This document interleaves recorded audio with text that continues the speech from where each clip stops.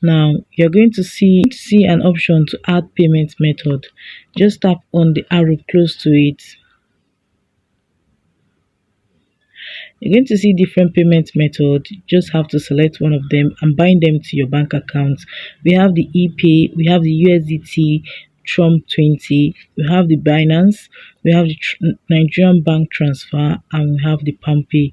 So if I am going to make use of the PalmPay, and each of them have different hour of arrival after being transferred.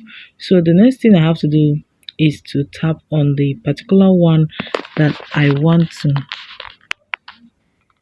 So the next thing I have to do is to tap on the particular method of payment that I want to make use of and bind it to my bank account. So I just have to tap on Nigerian bank transfer,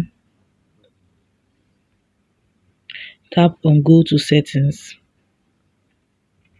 So I have to enter a security password in order to protect my fund in case of any kind of, if anybody that access it, they will not be able to get the money, be able to get my phone.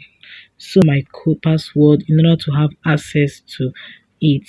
You can see that my names and everything. Just have to.